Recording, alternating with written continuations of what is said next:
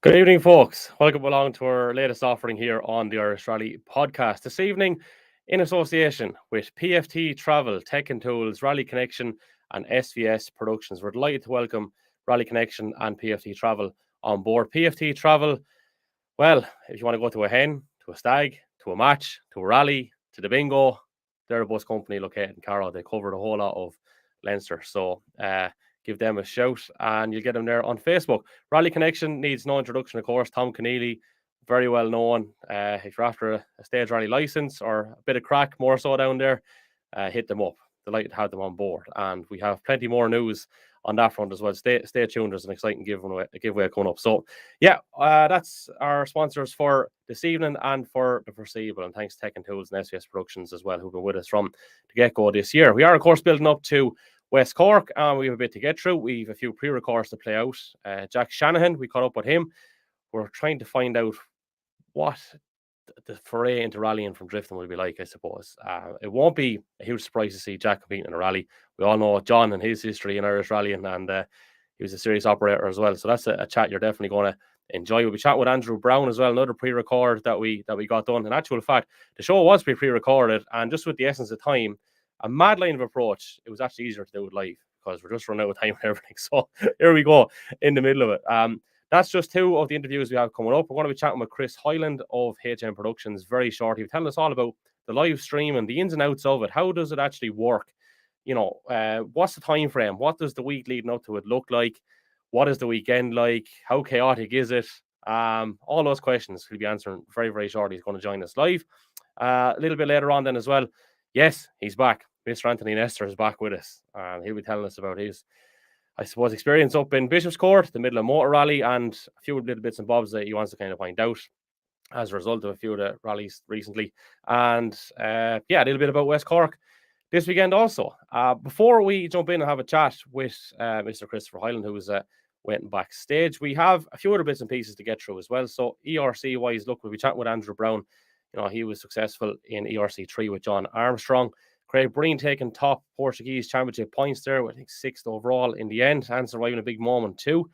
Northern Ireland Rally Championship. We're going to give you the class winners. Round 2, of course, the race and rally stages. Bishop's Court won by Johnny Greer with Niall Burns alongside Gareth Sawyer, 2nd. Derek McGarty, 3rd. Desi Henry in the C3, 4th. And Desi, of course, out in West Cork this weekend as well. Stuart Biggerstaff, Anthony Nestor, 5th. Moving down then to the classes. Let's give it here, just waiting on the list to appear here in front of me. There we go. So, Class 1, Jimmy Mills and Ashley Trimble.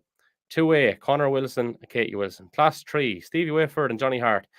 Philip White and Brian Rowan, 2nd. Peter Dowd, Stephen Dowd's 3rd. Obviously, the micro challenge very much at the forefront. So that's 2 out of 2, I think, for Stevie Whitford, and 2 second place in a row, I think, for Philip White, who we spoke to on last week's podcast as well. Class 4, Robert Irwin. Class 5, David Christie. Class 6, James Kennedy. Class 7, Adrian Grant. Class 8, Nicky Caughey. Class 9, Barry Fitzsimons. Class 10, Johnny Greer and Niall Burns. And Class 11, then Gareth Sawyers and Garrett Gilchrist. Moving across to the BRC to keep you up to date with that. Keith Cronin taking 2nd. Keith was held up. This course is the Malcolm Wilson stages. Was held up for a while on a stage or two. And it's just phenomenal that he's able to go in and be on the pace so quickly after, I think it was 6 or 7 months without any real competitive action. Eamon Kelly found the conditions tricky, but still brought home 7th in the end. Kyle White, when it comes to JBRC, a virtuoso performance, led from the start to finish.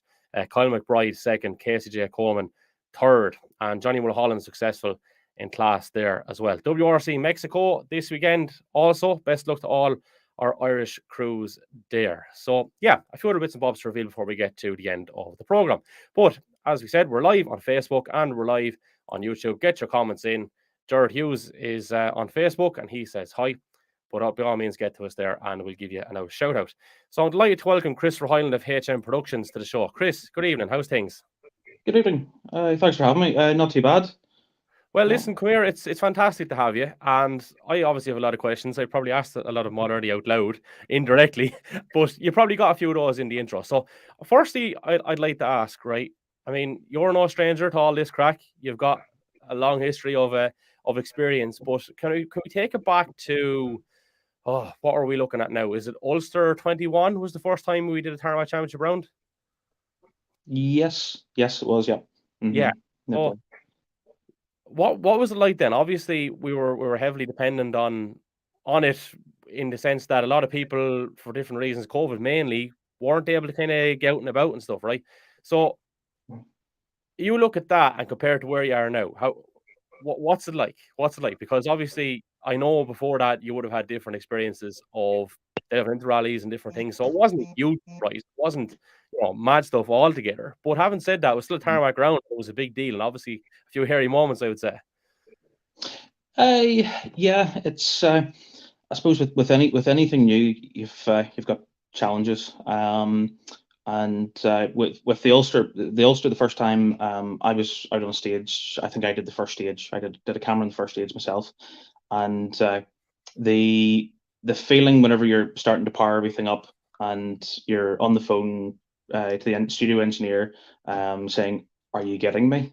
and and you're checking your signal, and you're seeing that everything's working.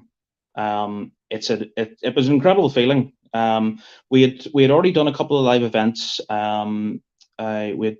We had done a Tendergan Clacton rally in 2019 in England, which had worked. It had worked really, really well, but it was the first time we'd done a rally here, so it was an experience. And I from memory, I think we managed to live stream every stage of the Ulster in 2021. So Hmm. it was, Yep. it, So yeah. obviously then things pick up in 2022 and we get two or three events under our belt, and now here we are in 2023 with a full season lined up. Obviously Galway under the belt, and if we can take it to the present week, then so what does a typical week look like for yourselves in preparing for an event like this? Is it actually the week of it that you start doing your recce, or is it done a few weeks beforehand, or how does it operate? Um, it depends. I did a recce yesterday.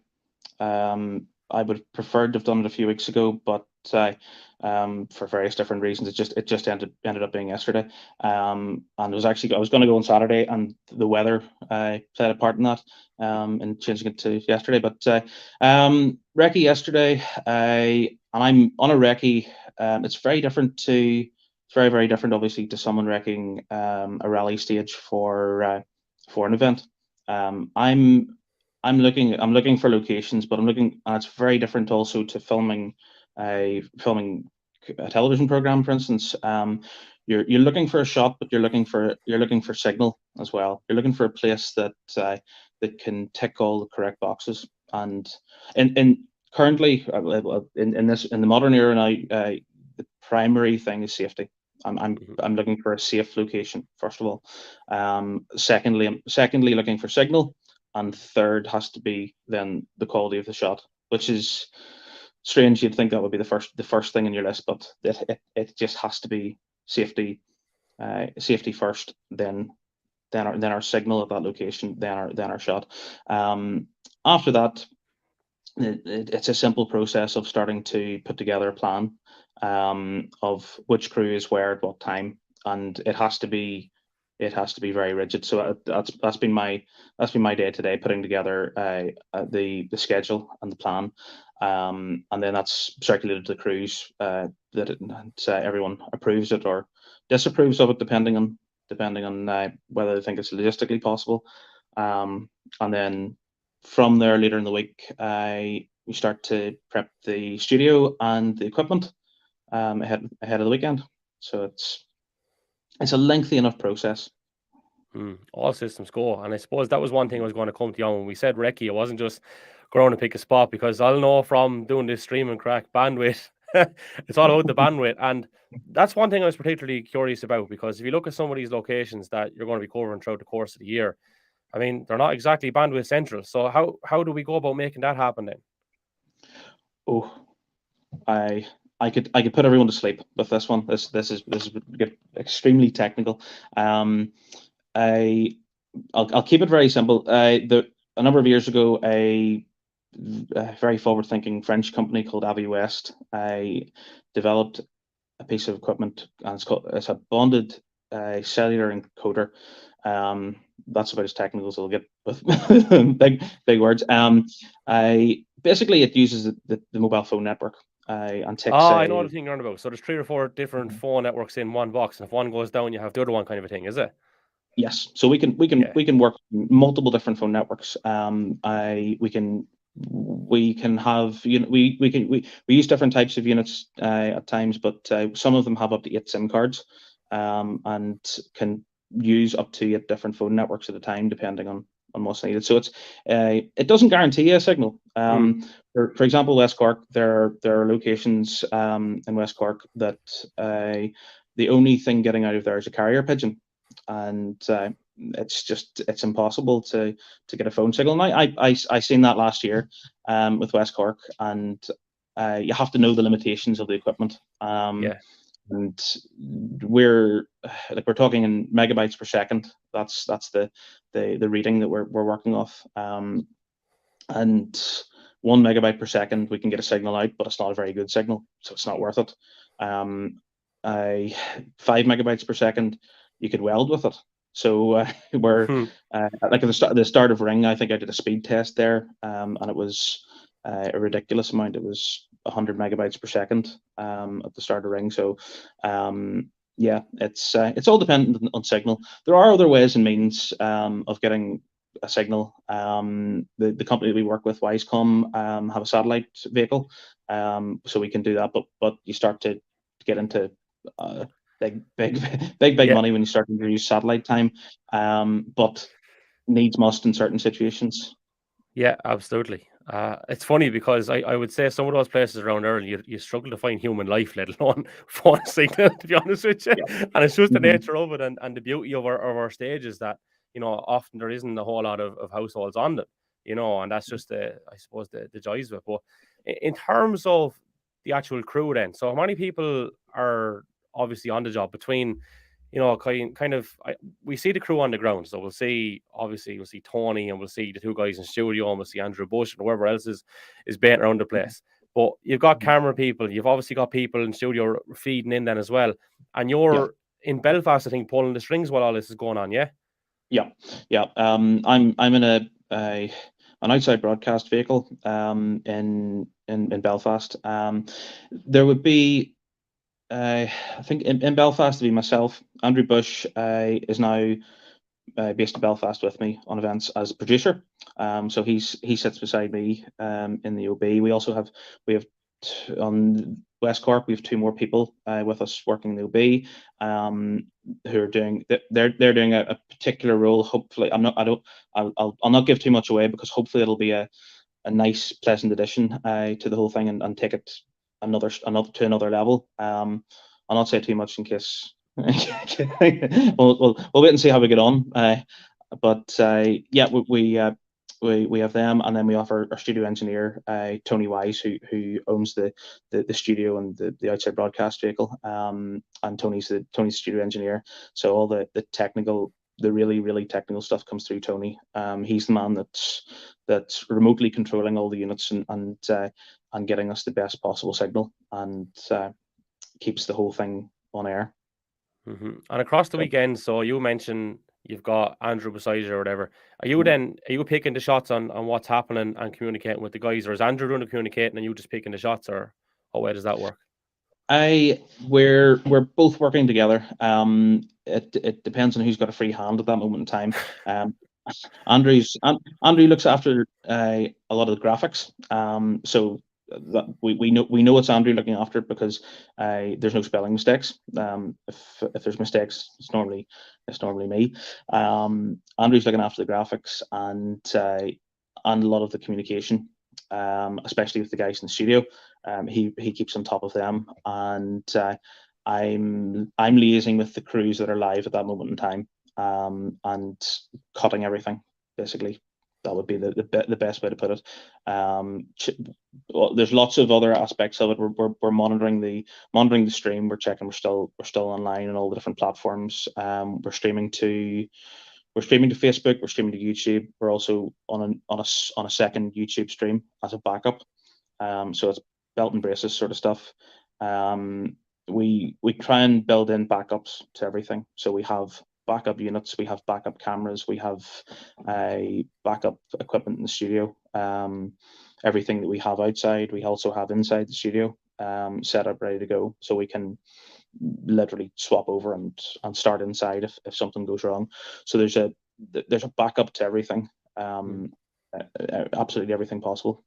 I think it's very nerve-wracking, though. I can imagine if I was in charge of the operation, not to be putting the heebie-jeebies now or anything, but like across the weekend as it's unfolding, you don't get a second, and it is, edge of the seat stuff. And if there is any sort of a scary moment, it's not nice. I've been there. No. The in regards to an event, if obviously I've sort of said it before to a few people, events are quite they're nearly like a living, breathing thing. They're constantly evolving, they're constantly changing and moving, and people who don't know a lot about rallying and come into that environment, they find it very alien, because it's like they're used to sporting events, football events, rugby events. They're used to the sort of sports that are, time. This is the time it's going to start at, and this will be when it starts. And all of a sudden it's a rally, and they're, why haven't yeah, but why haven't we started yet? Oh, the stage is running 20 minutes late. Whoa, right, okay. What do we do? Nothing. Stage is running 20 minutes late. We keep on the guys in the studio, and they, and that's one of our big advantages. We have the two guys in the studio who are just such an incredible mind of knowledge, and they tie the whole thing together.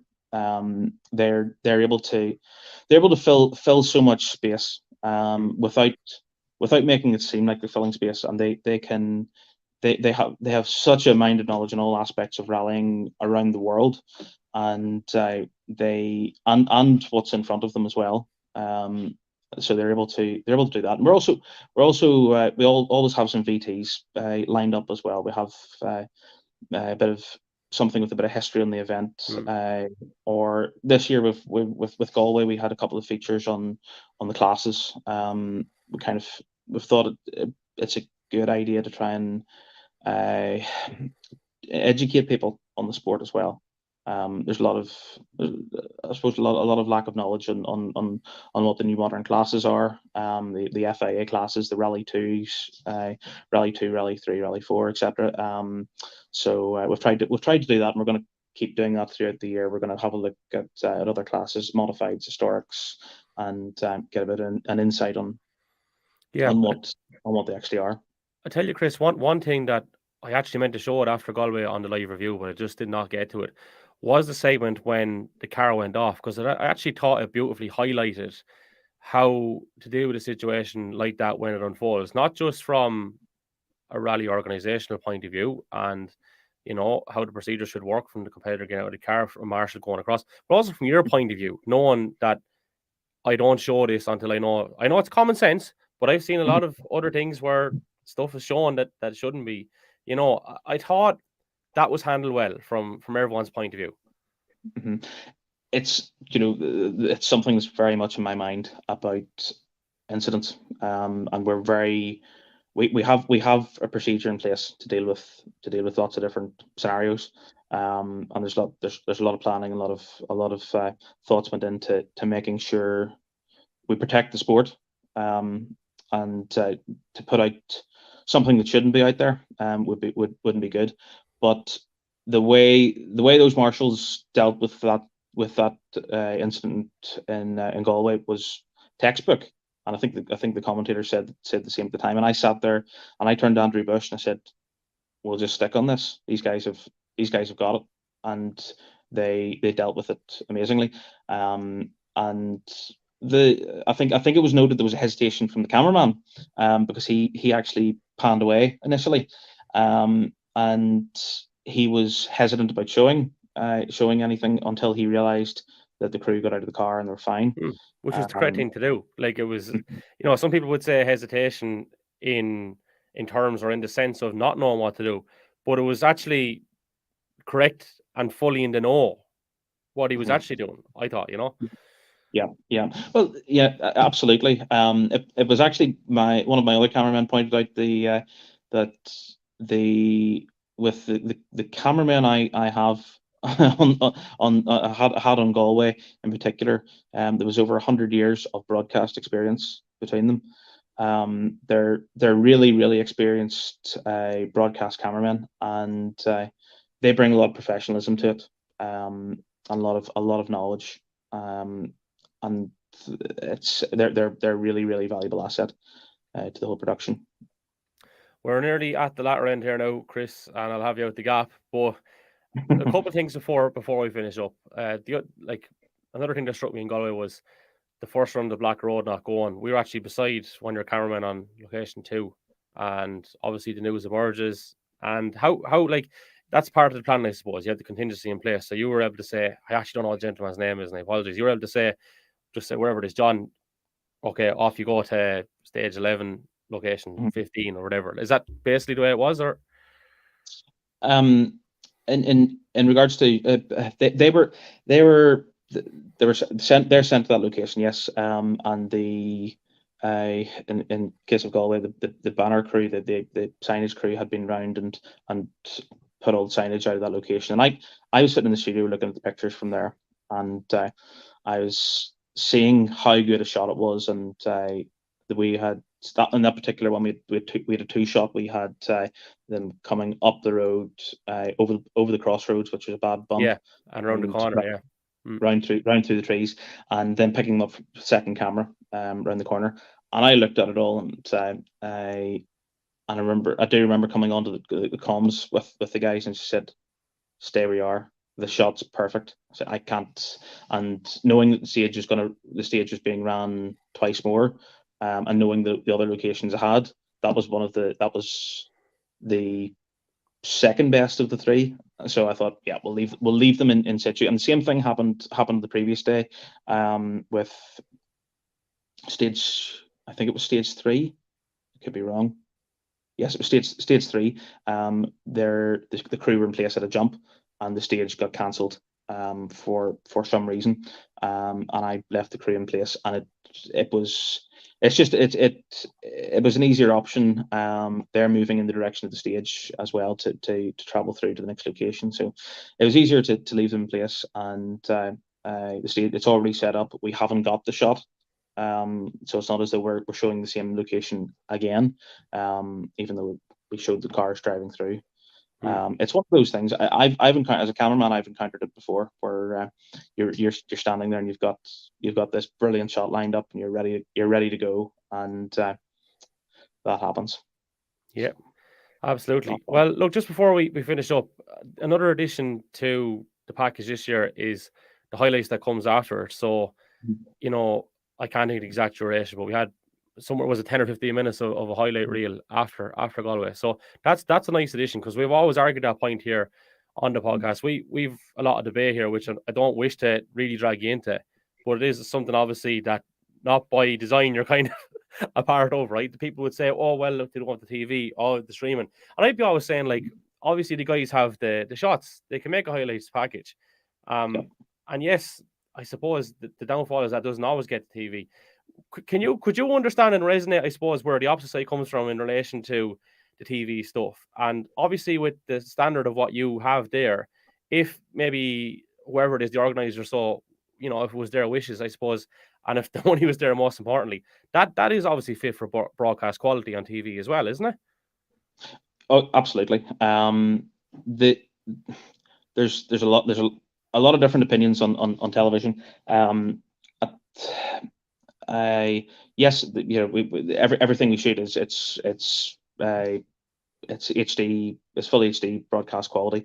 The equipment we're using, realistically, we could press one button and we're to a television station. That's the way it is. The live stream setup we have is fully capable of broadcast.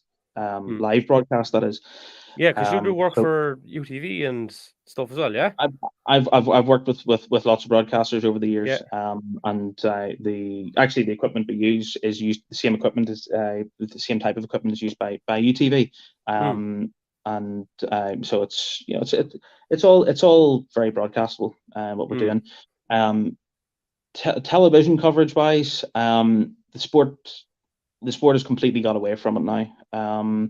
And and the BRC is the same, and everyone's got away from television, and it's not for the want of it. From obviously people still do want television, and I understand that.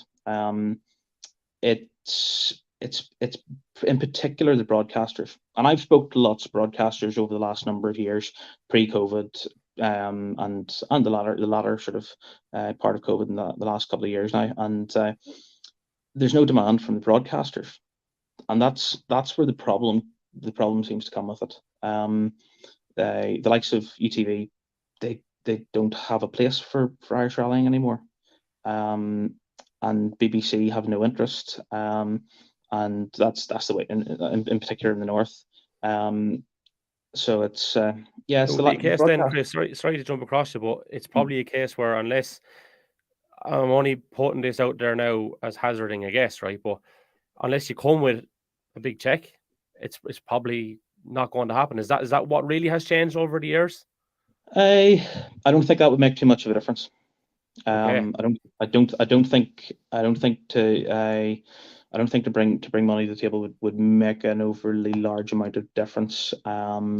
It would really depend on where they think they're going to get viewing figures, and some broadcasters obviously they have certain requirements, and they have a certain amount of local programming to show. They have a certain amount of sports to show, and a lot of them tick that boxes with sports like football and rugby and golf, and they already tick all those boxes.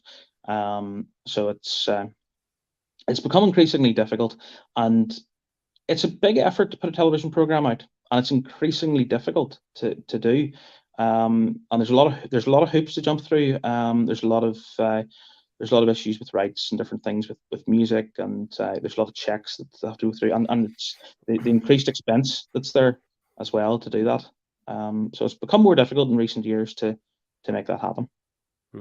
Physical checks and paychecks, as you pardon the pun, but yeah, Chris, I mean, fair play for being honest and foray with that, because that's not the reason I brought Jon. I brought Jon to get insight, but I said, you know what? Well, you see, we might as well ask him, because I mean, at the end of the day, it's comments that we get here regularly, and it's great that you've actually given your kind of view on it and given us a great insight into the whole thing. Just to wrap it up, like I work in broadcast very very regular. I work on a couple of fairly major motorsport events, and they're broadcast. Well, some are broadcast the night of, and some are broadcast a few days later. And I'm still fond of television broadcast. It's not. I'm not against it. I'm not in any shape or form. But this is the direction the sport's gone, and we're doing everything we can to make it as good as possible, the absolute best we can for the viewer. And WRC has went that direction. Yes, there's still broadcast programs, but it's gone live. Everyone loves it, and hopefully we can sort of bring the Irish Tarmac Championship as close to that on our budget as we possibly can. Good stuff. Well, look, it's great to have it. I think it's a fantastic facility, especially when you can't get down to it. It's not always easy for people to get from one end of the country to the other, especially with the rising cost of everything at the minute. So it's fantastic service, Chris. And all I can say is the very best luck this weekend for the rest of the year. And thanks a million for joining us here this evening. All right. Brilliant. Thank you very much. Thanks for having me. Appreciate it. Thanks a million. Chris Hyland there of HM Productions. Get your comments in. We're live on YouTube and on Facebook. And a little bit earlier, I spoke with this man, Mr. Jack Shanahan. Yes, we welcome Mr. Jack Shanahan to the fray. What's the story, boss? How are you? Are you well? Not too bad, no. Not too bad. Well, listen, Jack, come here. You're well known in drifting circles, British titles, Irish titles, all over the world. Yeah, I mean, you've done a fair amount. What are you, 23? Yeah, 23 now. Yeah, but been drifting for like 10 years now, just over 10 years. So a long time all the same. Yeah, and even from Connor's point of view, actually, I want to just jump into this straight away because I had a laugh. There was a last week before Red Bull had a thing up about him. He only did the driving test the other day, did he? Yeah, he actually he had the provisional but a few years there, but he only passed it there recently because obviously trying to get time is fairly hard. Like during the summer season and stuff, and in the off season, we try to do as much as we can outside of the car as well. But he he only passed it there. I think it was 2 weeks ago now, so he's finally a full licensed driver.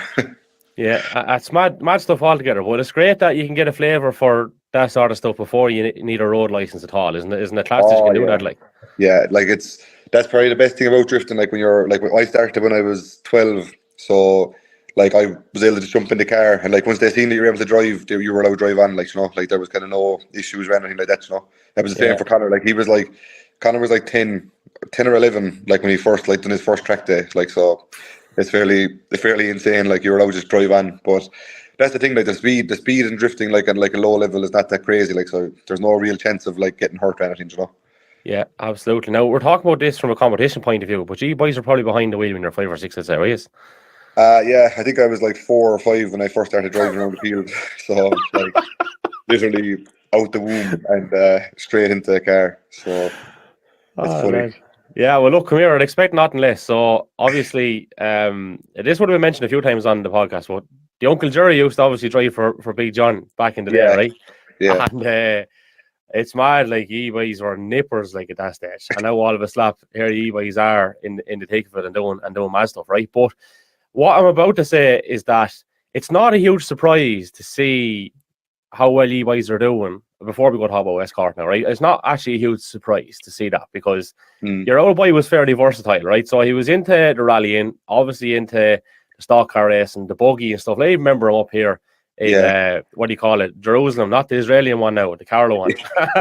And, halfway down that back stretch, boy, he used to throw that joke sideways and he'd be passing out lads sideways. I was like, this guy is insane. But very talented, obviously. And, you know, that's you know, it's in the family, basically, you know? Oh, yeah, sure. Like, ever since we were little, like, I think I was like, I don't know, I was like 3 weeks old, and like I was at my first, like hot rod day, like, literally eating potatoes, like, at three weeks old, like, you know, at the side of a camper van, like, in a field, basically.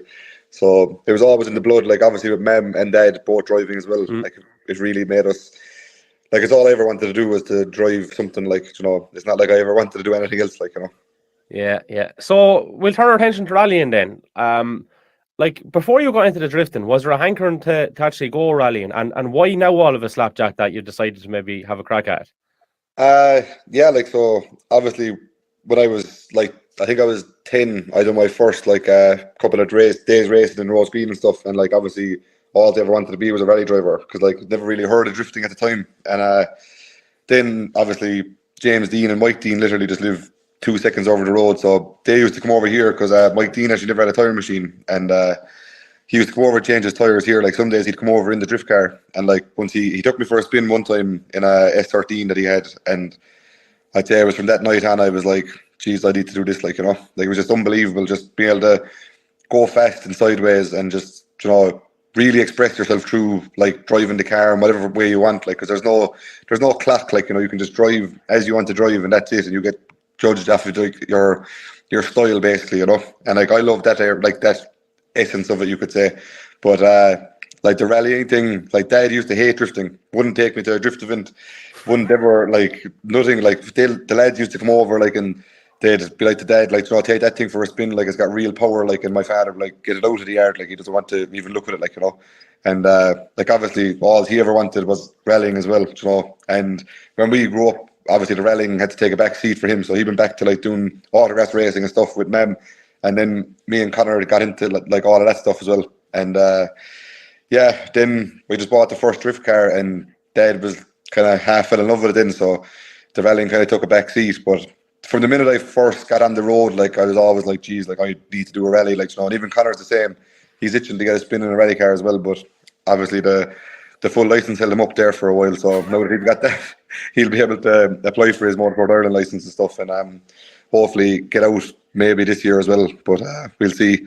But yeah, rallying has always been something I wanted to do. Like, it's like all of my all my childhood has been all rallying. Like, you know, like I've always looked up like to like Colin McRae and all those kind of people. Like, it's always what I wanted to do is like, you know, just going down a back road like as hard as you can. Just you can't beat it, like I'd say. Yeah, and I suppose with I'm sure there was kind of contractual obligations and all that the last couple of years, and obviously clashes then and travel time and stuff. How has it come about now then? So you've bought yourself a Corolla, I think, or you're in a Corolla anyway. So talk us through the process.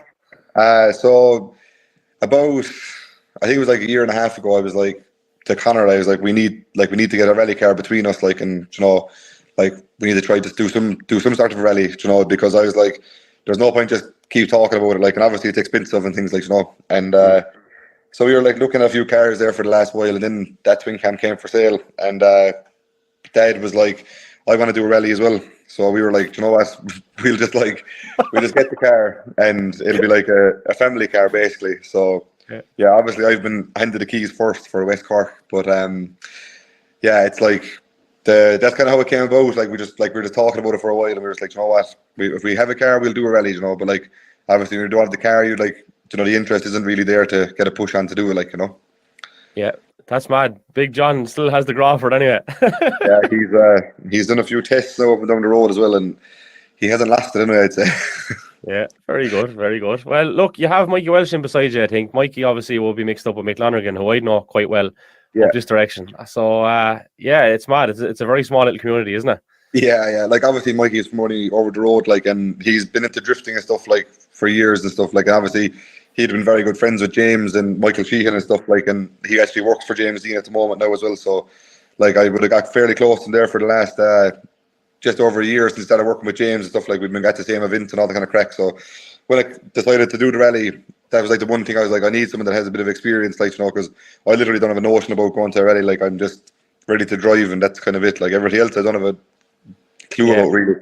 So I was like, you know, like, Mikey, he's definitely a man that I wanted to, you know, he's the experience and he's fairly good at what he does as well, like, you know. And I like what about Mikey as well is that he's also a good driver, so he can really give us like pointers, not just from the book. Like, he can actually give us like a bit of his knowledge as well from behind the wheel. So it's all systems go. You're going to be wrecking Thursday/Friday or whatever, and the reason for that is obviously the weekend gone. You had the drift games and stuff, so it's fairly hectic. Like, yeah, no, it's fairly busy, and like obviously working at home here as well, like building cars and things. So I have my own car, like my own drift car, needs to be rebuilt and stuff at the moment, and I'm out in 5 weeks' time for the round 1 of Drift Masters Championship as well, and it's only a bare shell in the shed at the moment, so still lots of work to do there as well. So it's fairly hectic now. This is kind of like go season now. From like this point on, it's going to be no breaks again, really. Yeah, and who's on the spanners the weekend then? Does that the same as the drift crew really? We've got one or two of the lads coming down, so we'll see. Obviously, I don't have a clue what occurs in service at a rally, like, you know, so the boys don't have a clue either. Really. Hopefully not a whole lot to do. yeah. Hopefully all they have to do is just check the tyre pressures and stuff, and we'll give her a spanner check and drive on. But yeah, other than that, we'll worry about everything else in the day, I suppose. Yeah, and sure, look, you strike me as the type of guy that takes it in his stride and just goes and enjoys it anyway. And I suppose, you know, is that the realistic target, or have you got bigger fish to fry, even though it's the first outing? No, geez, we're going to go now and enjoy ourselves, and whatever happens, I suppose. Like, obviously, Saturday we'll just tip around. We'll get the feel. Like, I won't get a chance to test. Like, so I haven't driven the car on a road like before the weekend or anything. Like, you know, so it'll literally be brand new to me from the first countdown. Like, and like, I obviously the last thing I want to do is wreck the thing. So we'll try to keep it between the ditches anyway for the first day, and on Sunday, if we feel a bit comfortable, we can push on a small bit. Like, but at the moment, it's not like we're going for results or anything. Just kind of go down now and just get the buzz of it, really. Like, you know, that's all I ever wanted, was to pass someone on the ditch that I know, like, absolutely full tilt, like, you know. So yeah, we'll do that first, and then we'll see if we're any good, and if we are, we might give a push on. But other than that, we're just there for the crack, really. Good stuff. And just to confirm, have you fully prepped that between the whole lot of you, like, or is there someone else kind of prepping it for the weekend? No, everything is done here at home. I've always, every form of motorsport I've ever done, I've always done everything to the cars myself, really. So, like, even when we went back autograssing last year, we got the cars ready ourselves. Like, everything is always done here at home. So it's makes you a bit more comfortable in the car, I think. Like, I have faith in other people's work, like, but just when you do it here yourself, you know, you you're after working that bit harder for it, so it kind of pushes you on a bit further. Like, Yep. So if something goes wrong on you, you can't blame too many people. Only exactly. your own yard. Yeah. Myself, like, so. Yeah, good stuff. Well, listen, Jack, all I can say is enjoy it. Thanks a million for coming on the Irish Rally podcast, and we'll chat again soon, all right? No hassle at all. Cheers. Appreciate it. There you go. So that was the chat with Jack Shanahan. Now, momentarily, we're turning our attention to the ERC. There is talk about West Cork in here as well, of course. But Andrew Browne was alongside Jon Armstrong. Now, one of the striking things that Andrew says during the course of this conversation is a comparison between Jon and another legendary figure of Irish rallying. So have a little listen to this one. As we turn our attention to the ERC, and Andrew Browne enjoyed a wonderful weekend alongside Jon Armstrong in FAF. He joins us here on the podcast now. Andrew, how's things, man? Good. Just back, literally in the van, as you can see. So I'm not home just yet, but had a fantastic weekend. Last minute, asked to go, so it all was sort of very quick, and didn't really even know what I would put myself into, but it was absolutely unbelievable, and the team that's around Jon, the M Sport Poland, was savage. So it was actually something surreal to see it at that level, and to be involved with it, and to be at the pace we were at was brilliant. Like, so. Yeah, and obviously taking honours there as well, ERC3. So happy with that. Yeah, look, we didn't have much competition in the class, but the main thing that we were going there for was to basically try and beat as many R2 cars, the Rally 2 cars, as we could. And in fairness, we did do what we were planning to do. We got to finish the top 20, finished at 20th overall. So it was a savage weekend now. A lot of work in it, like, and that's something that I didn't realize as much that what's involved in it, but the effort that these lads at that level put into these rallies is phenomenal. Like, and that, but when you put the effort in, you can see the results you can get. Like, and a strong believer in that. And what we did, we put in some effort over there with the doing the notes at night and everything, just getting ourselves set up for the next day. And as you say, it worked out well. Like, so.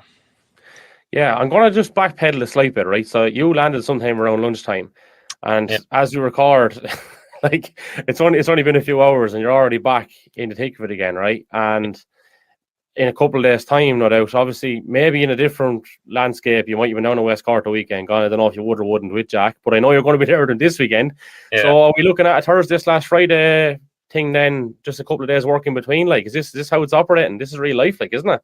Yeah, that's it. Yeah, well, it's so I've been with work-wise, it's trying to keep everyone happy is the biggest thing with my customers. Like in fairness, I've some loyal people who I deal with, and they understand what I do. So with going to these rallies, but the opportunity of going to Portugal, you know, you can understand it. But we have West Cork this weekend, so I really only have tomorrow and Wednesday to get as much done as I can, and then away with Jack then Wednesday night. Like, so it is all go. But look at it, as I just say to some people, there's 24 hours in the day, so you can try and do as much as you can. Like, you know, the rallying is one thing, but you do have to get the work done. Like, you know, so.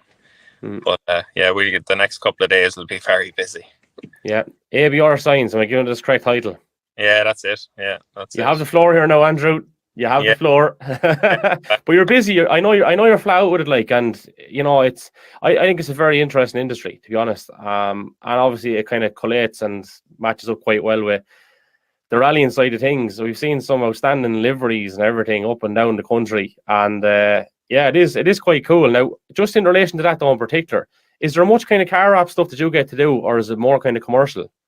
I do both, but I try, to be honest, I try and stay away from the motorsports if I can. I have a lot of customers that I've built over the years, like, so I started the motorsports stuff.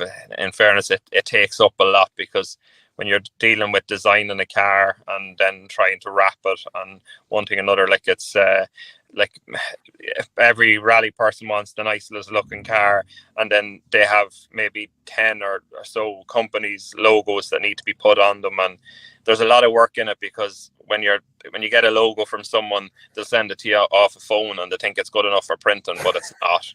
And so you end up then maybe having to recreate it and one thing another, and it's just, it takes a lot. And I have a lot, like I would have done a lot of it at the start, and but as the years have gone on, like a lot of my customers would be rally people, and that's so, and would be always through the motorsport that I got the connection with someone, and that's so it's but I don't do a lot of rally cars. I'm actually had to be pushing them on to some of the other lads, so I'd be dealing with Declan Boyle there, with his signs, and a few of the other lads I'd be passing on work to them that comes to me. So I don't mind when even some of my own customers go get their cars done somewhere else, because it's sort of, as I say, it takes pressure off.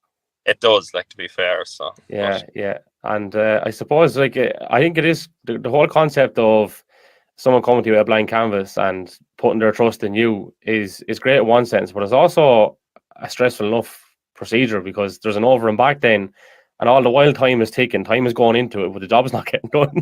So yeah, I can imagine it's a tedious enough process at times. Yeah, like look, you can get some work that'll happen, and you could send someone something and it's straight away, it's perfect, and yeah, we'll go with that.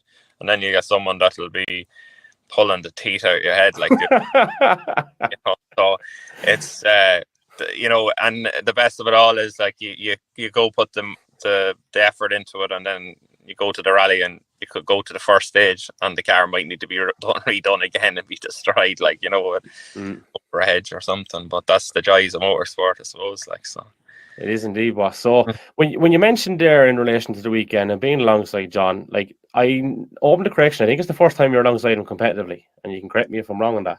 I was which now? Were you with John for the first time competitively at the weekend? Yeah. I was thinking that, right? So how talented is he? Because we hear unbelievable stuff about him, number one. And the other thing you referenced earlier was the difference in I suppose the demands of what's involved. So I'll double those in together.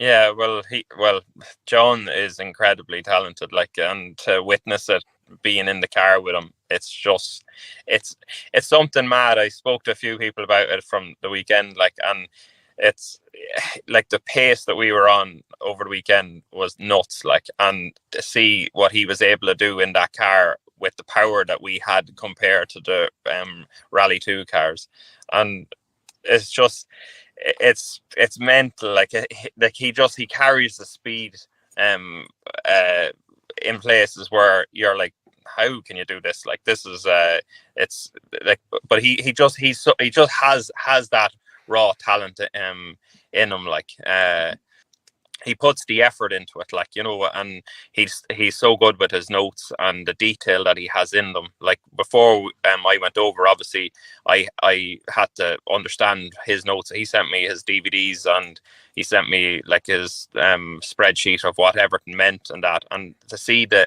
detail that he goes into it, you can understand like why he is so fast. But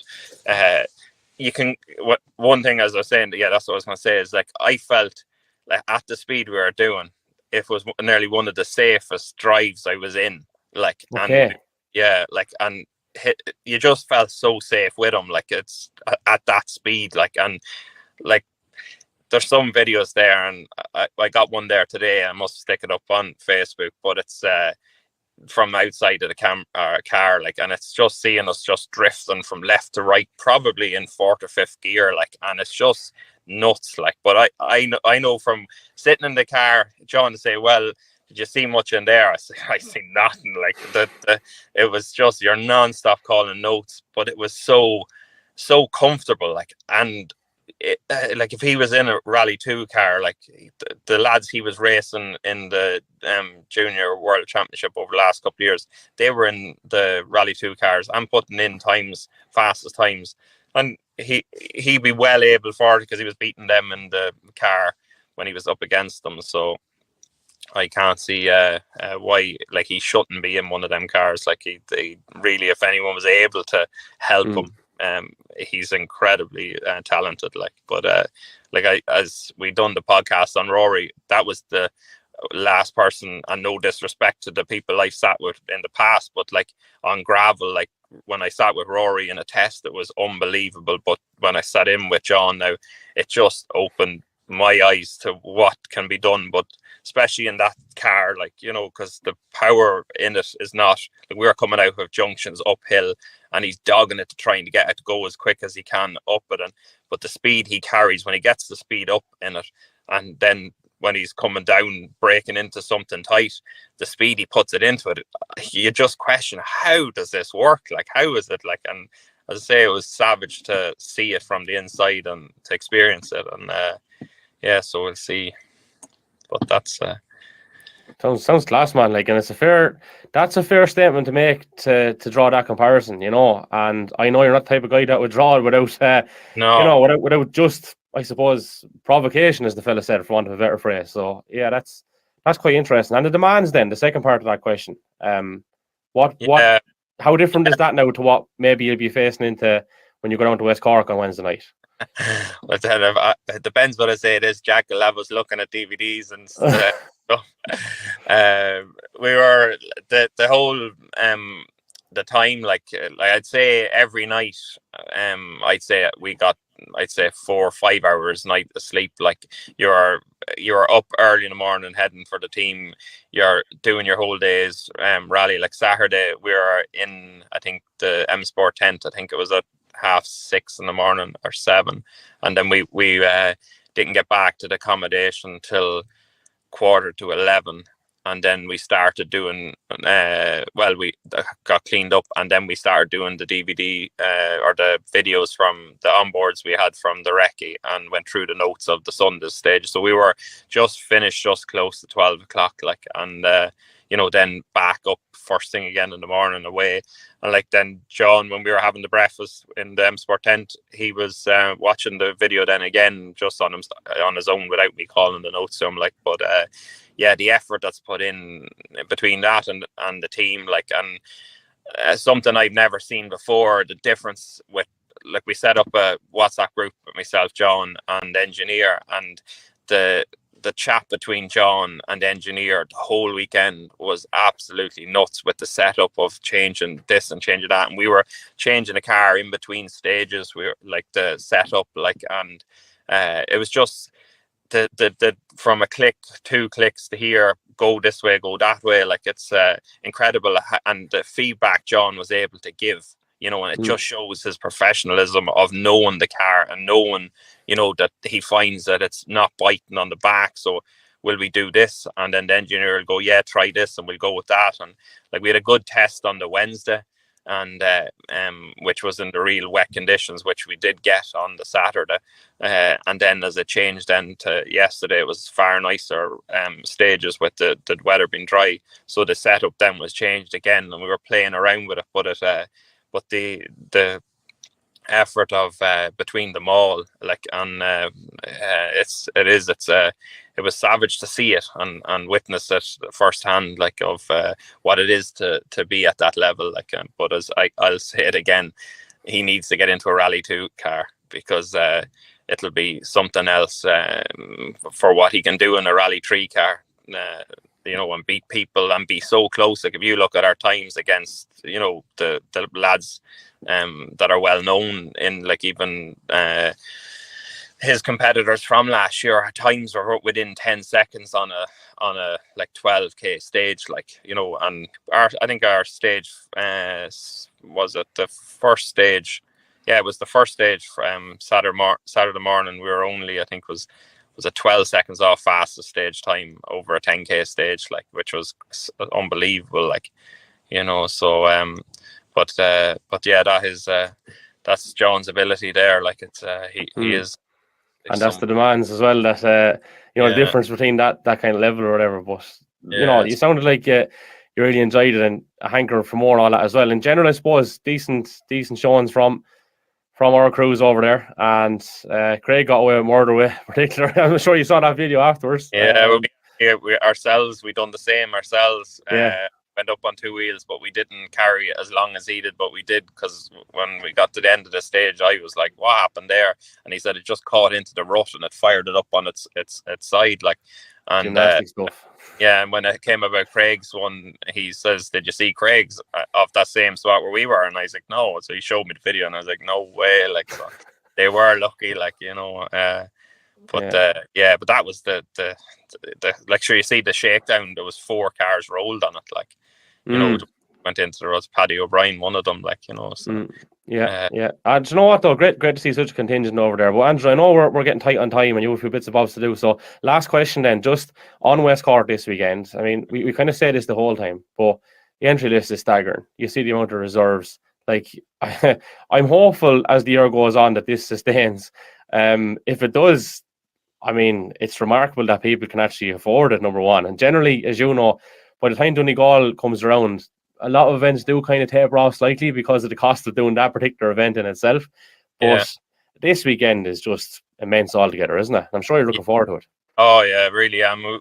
Myself and Jack have been there before. Didn't have a great rally when we were there. So, as you'd say, we've unfinished business. But I'm really looking forward to it, because the stages down there are savage, like, and the competition will be brilliant, like, so, and being it's the Paddy's weekend, there's always something special about it. So there'll be good crowds around. So I actually haven't even thought much of it because of so much with Portugal. So I need to sort of now tune in, well, if I can, between work and Wednesday. But look, it's no, it'll be good crack this weekend. It'll be a bit less pressure, but it still will be pushing on as much as we can, because Jack does go well down that side of the country. So all the whole plan will be for a good push anyway. So good stuff, Andrew. Well, look, I suppose the Paddy's Day being on Friday as well will add a nice little bit to the whole weekend there. I don't know exactly at the time of recording what way things have set up. Is the ceremony to start coming behind the Paddy's Day parade? I don't know. I'm only saying this tongue in cheek now, but it is going to be a bumper weekend. We'll give ABR Signs a show. We'll give Jay Newman Auto Service a show, and Kyo Crisps, and there's a heap of other I can't think of at the minute either. But look, we tried our best, Andrew. So there we go. The very best luck to you anyway, and well done at the weekend there. All right. Thank you, Kevin. There you go. That was a chat with Andrew Browne. So himself and Jon Armstrong, 20th in FAF, sandwiched in between Patrick O'Brien and Stephen O'Brien, who 21st, and just on the other side then Josh Markerline and Brian Hoy. So Josh Markerline is on the way to Mexico. John Coyne has Owen Tracy alongside him, and Josh, I think, is going to be seeing how things operate from the other side, which is a quite interesting concept. So again, we want to wish everyone the best who is in Mexico over the weekend, as well as West Cork. Now, this particular geezer hardly missed a show last year, but he's after taking an extended career winter break. He's actually just in the door as well, and I think he might be eating the dinner. I don't know whether to actually bring him up on screen here or not, but sure, look, we'll give it a blast anyway. Nestor, how are you getting on? I'm very good, thank you. I suppose I better be mannerly and put away my dinner. Who said men can't multitask? Do a podcast, eat a dinner. Sure, who else could it be on yourself? How are you, man? I am flying it, and yourself? Jesus, I missed you like a fucking pothole. How are you? Father for I have sinned. It's been several months since our last confessions here, but how's life? A while, hasn't it? Yeah, it has been a while. Yeah, all's good. We had a couple of events done this year, good events. We've been out 3 or 4 times. So Bishop's Court last weekend. I turned the volume up. Either you're speaking low or I turned it down, which is probably the latter. I'm only a quiet chap, sir. Bishop's Court last weekend, Anthony. We were starting off with their 5th with Stuart, yeah? Bishop's Court. Like, to be fair, that's 50% of the guys that run the down rally at the Ballinhinch Club. And to be fair, it was a great day out. I wasn't expecting much. I was never in Bishop's Court before, purely because that style of event just doesn't appeal to me. It just bore the arse off you. It was my thought on it. And to be fair, I was wrong. I enjoyed it. I would go back again to Bishop's Court. I enjoyed it. We had a fun day.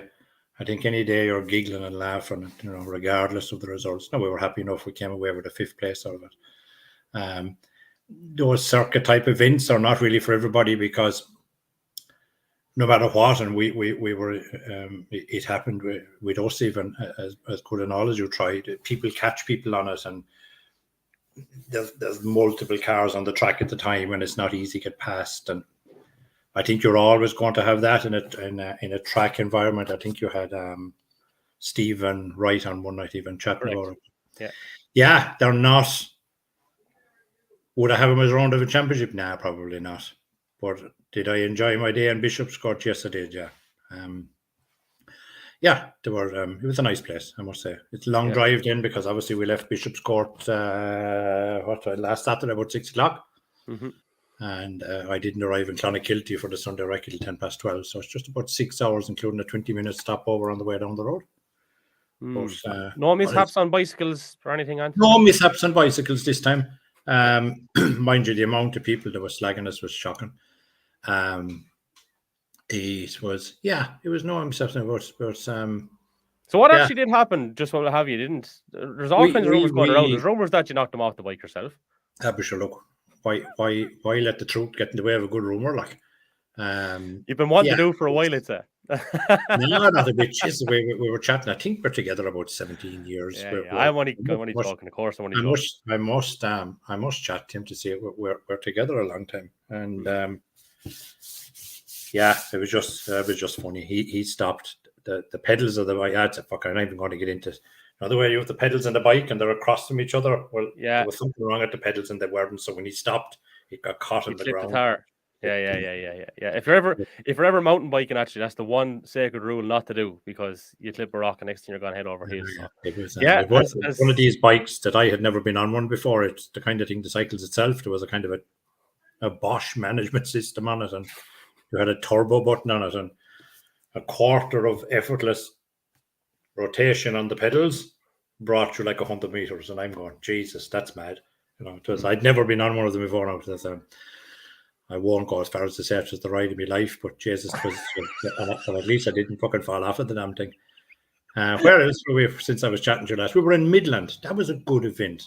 That was surprisingly good event. Pardon? A very fast event. Yeah, very fast. Yeah. I think, to be fair, as the roads improve in Ireland and the bogey times stay the way they are, you're just going to see rallies with probably a little bit more chicanes than we've seen in the past, just trying to keep the average speeds down. But a very good event. They had all the events set up on the Saturday. So all the... Can I just pull you on something first, Anthony, before you continue, actually? Because just on the chicanes and stuff, was it stage 3 we were on, or stage 2? I can't think the exact location, possibly 10. But it was a long straight into 90 right. It's actually up on our page. It's part of the highlights video on YouTube as well. But the chicane, what I'm trying to say was like you were back up to near enough top speed before you were braking for the corner again. So it wasn't that the chicane was just before the corner. So what I'm saying is it was nicer to see a kind of place there, because it still keeps the average speed down, I suppose, wouldn't it? Within reason. Yeah, so the idea of manage it that way, like. Yeah, the chicanes have a twofold thing. As you know, I do a lot of safety checks on events. This would be like 2 or 3 months out, and they have twofold. Number one, you'd stick them if you ever see a chicane in an oddball place. Well, just put it in, because the bogey time could be an issue. But to put them before junctions is literally to stop speed being carried into the junction. We saw the carry on in Galway, where all the boys going into the field. Like, we don't need to go into the debate of how close and all that came to something going very wrong. But I'm going to jump on you again, sorry, for a second. And this is for a good reason as well. I'm not in the habit of doing this, right? But we had Chris Hyland on earlier, obviously. And there was very little talk about how well the marshals handled the incident that was on their stream. But there was an awful lot of talk about how supposedly poor that incident you're referring to was thought about. And I suppose is that just the nature of Ireland? I think it's the nature of Ireland. Look, it's like the press and like everything in general. Everyone wants bad news. Yeah. There's only 1 or 2 journalists in the country who will give you the accurate news. One being from Cork, and you could count in one hand. Then after that, the rest of them. I think it's the nature of it. Like, we love bad news, we love tragedy, we thrive on it. And of course, unfortunately, with social media at all, and it gets painted and twisted every which way. But look, we can't change the sins of the past. We can only drive on. But as we were saying about Midland, Midland was a good. Sorry for cutting across. They had it laid out. I loved a couple of little things that they had. That during the event, say you had 3 runs on the recce, and normally, when you come up to do your last run, a lot of clubs say, "No, that's your last run, and you're going home." But I thought it was a lovely turn of phrase out of the guys in Midland. They said, we'll see you tomorrow now. Best of luck. What a polite way to tell you you're not fucking coming back for a fourth run. I just thought it was brilliant, and they all did it. So whether it was pre-planned or whether it was not, I thought it was a nice way, rather than saying, you're finished now, that's your last run, you can't come again. Best of luck, we'll see you all tomorrow. There's no answer to that, like, just that you go home. But no, I enjoyed it. I enjoyed the layout was good, the club were courteous, the town was nice, there was a good buzz around the ramp. Yeah, in general, I was happy with it. One or two things I think that the club, and this isn't to knock the club, Jesus, because overall it was a very good event. But I don't think clubs are aware. They ran into a bit of difficulty on stage 3 most times through with timekeepers. As you know, this is a recording team for years, like lack of volunteers, lack of qualified timekeepers, people thinking they're able to do it but not able to do it, and so on and so forth. There's a myriad of issues. But there's a system out there for any clubs that are listening to us tonight. There's a system out there for a couple of £100. Talk to Liam Hayes down in Munster Motorcycle and Car Club. He's the man that will put your club right on it. Now I know that I'm led to believe that Eamon, McGee and Donegal ran this concept by some clubs some time back, and there wasn't a huge amount to buy into it, but basically it's automatic timing and it takes all the pressure off everybody. So literally when you come down over the flying finish, there's a transponder on the clock in the flying finish car, and when that person enters your car number to what the beam stopped the clock at, when he enters in car 1, enter, that does two things with the transponder. It sends it to the stop car, so there's no on the radio, on the phone, hello, Kevin Regan, finish at 12:04:40. That's gone. It sends it straight down, but it also sends it to Angus Seeley's or Rally Scores result system, and within the 100 meters, if you get into the 2 board, it already has your stage time cancelled. So in a laboratory condition, you could actually turn on your phone at the 2 board as you're slowing down. Your time is on the results. I think clubs should start it up at that. I think I didn't get an opportunity tonight, obviously, to root it out, but is it 250 quid extra? But Liam Hayes is worth contacting, because I think that's where Midland could have done with that big time. And your results are instant. One of the more well-known competitor liaison officers in the country, Pat Shield, a Wexford man, a lovely man. And they trialled this at the Liam's own club event last year, the Cork 20. And in 2 days, they had no query on times. Nothing. There was nothing to query. It's perfect. It's a fabulous system. And it works with either Rally Scores clocks or Eamon McGee's clocks, which for the majority clubs use it. Now, to be fair to the Cork Motor Club next weekend, they have a similar system. In that it's an automatic time, and I know they have a few little gremlins with it over the years, but sure, let's look all forward to that working well. One other thing, just to other competitors that are on tonight, and I noticed this above in Midland, when you get your stickers when you're signing on for Ricky, you get a sticker for each door, you get a sticker for each quarter panel window, and you get 2 small stickers. The small sticker for the front, I see them sticking it in the middle of the windscreen. They stick it on the driver's side. They stick it everywhere. It's actually meant for the passenger side, so the timekeeper, as you're driving towards them, can see what side the passenger is in, where the time card's going out the window. So just for anyone that has to wear it, I probably saw a dozen cars with it wrong, but that's the idea of it. Put it over the passenger's window, because when a rally car is coming towards you, and a lot of the suits are in a black material, and they're in black seats with a black dash, you cannot make out where the steering wheel is. When the car's coming towards you, it's very difficult until it's right on top of you. So that allows the timekeeper from 3 car lengths away to safely either cross forward or back the road to collect your time card. So it's just a bit of tips and tricks more than anything else to keep an eye out for that.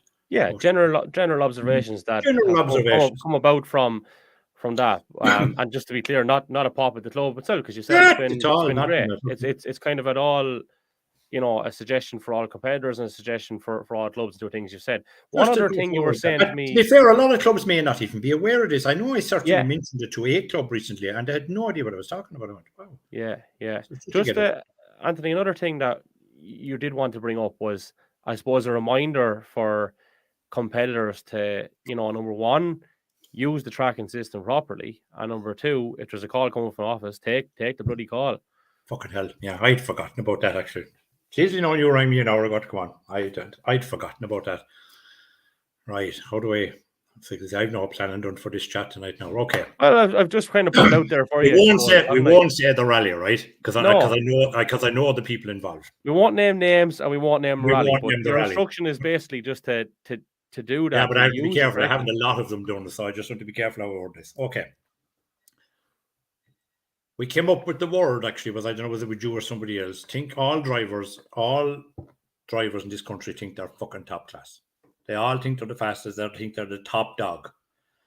And I want them to keep that phrase, the top dog, in their head, because the TOP, tracking, okay board, and what was the other one?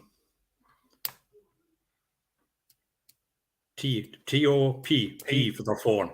So turn on the tracker, hit the fucking OK button. That's your first job. Before the car even comes to a standstill, hit the tracker button. Next job, grab your phone, grab your OK board, and get out of the car, if you can.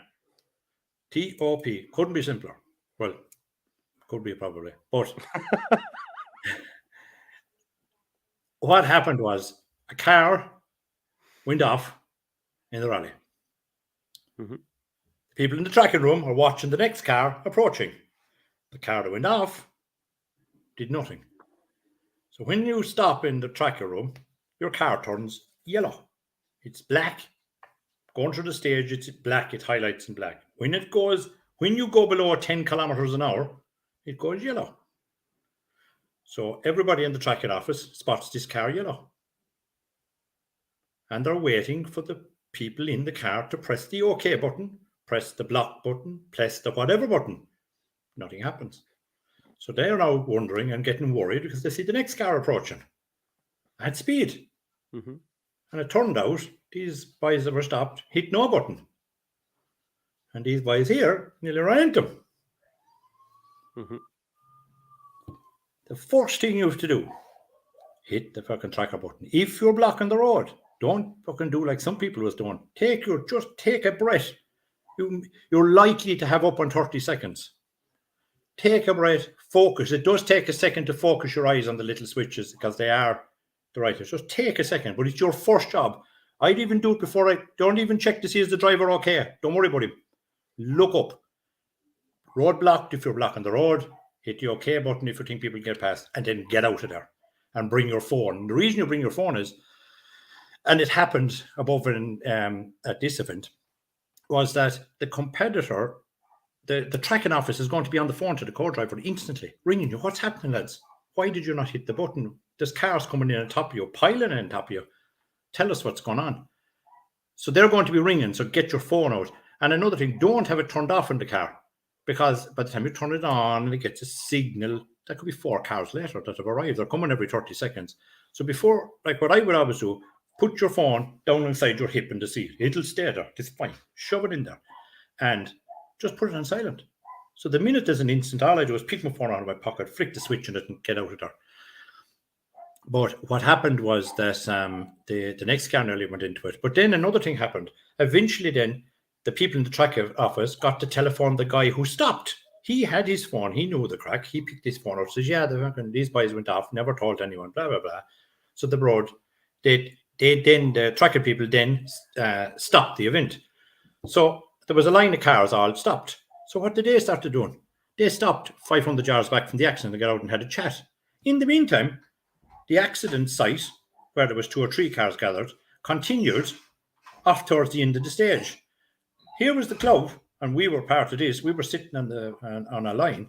Here was the club wanting to restart, and they couldn't, because there was boys gossiping and talking about the time of day inside in the middle of the stage, 500 yards back from the accident, because they got the red flag.